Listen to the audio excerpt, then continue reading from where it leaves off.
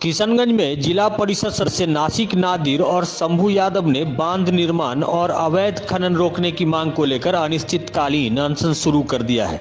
बता दें कि कोचाधामन प्रखंड स्थित डेरामारी हाट में अपने दर्जनों समर्थकों के साथ नासिक नादिर भूख हड़ताल पर बैठे हैं। अनशन पर बैठे जिला परिषद सदस्य नासिक नादिर ने कहा कि किशनगंज जिला शुरू से बाढ़ग्रस्त क्षेत्र है, इसके बावजूद भी अवैध रूप से बालू एवं मिट्टी का खनन हो रहा है और खनन माफिया मालामाल हो रहे हैं।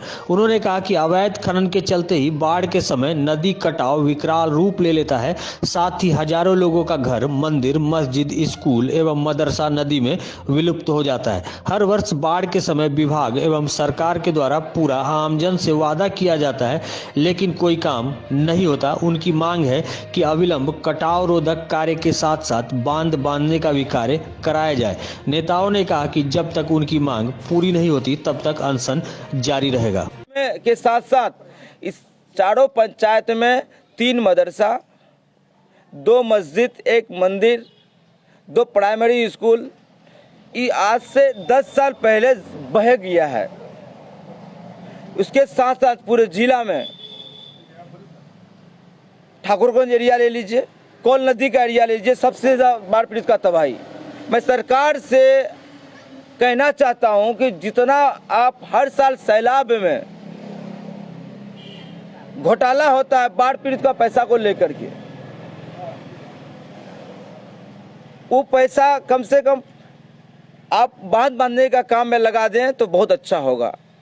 इस जिला में सैलाब आने का सबसे ज़्यादा रीज़न हमारे थिंक में क्या आया कि अवैध खनन, बालू माफिया, बालू का यहाँ से ट्रांसपोर्ट होता है, दूसरे जिला जाता है, करोड़ों का टेंडर होता है। सीमांचल का 4 जिला में सबसे ज़्यादा भट्टा किशनगंज जिला में। इस एरिया में ज़मीन से मिट्टी लेकर के भट्टा पहुँचा, वो ट्रांसपोर्ट होकर वो चले गया बंगाल, दूसरी जगह। बाढ़ का पानी जहाँ पहले कम सैलाब आता था, वो सब गड्ढा होने की वजह से सबसे ज़्यादा गाँव तबाह हो गया। मैं सरकार से मांग करता हूँ कि मेरा चुनाव में मैनिफेस्टो था कि इस जिला में अवैध खनन हो रहा है, इस अवैध खनन को बंद किया जाए। उसके साथ साथ पूरे जिला में 3 नदियों का बांध बांधने का काम करना बहुत ही जरूरी है। इसलिए जरूरी है, जब जमीन ही नहीं रहेगा तो हम लोग कहाँ रहेंगे। जिला परिषद के पास ये भी फंड नहीं है कि वो बांध बांधने में कोई भी एक एरिया का काम कर ले। मैं क्या कर सकता हूं जिला परिषद होके? मैंने सोचा कि मैं कुछ नहीं कर सकता, कम से कम भूख हड़ताल में गरीबों के हित के लिए मैं खड़ा हूं। मेरे भी कितने अपनी जमीन बह गए हैं, कोई खैरा नहीं हुआ आज तक इस जिला में। मैं चाहता हूं, सरकार से मांग करता हूं कि जब तक मैं इस मुद्दा को सरकार संज्ञान में नहीं ले, मैं कितना दिन भूख हड़ताल में रह सकता हूं।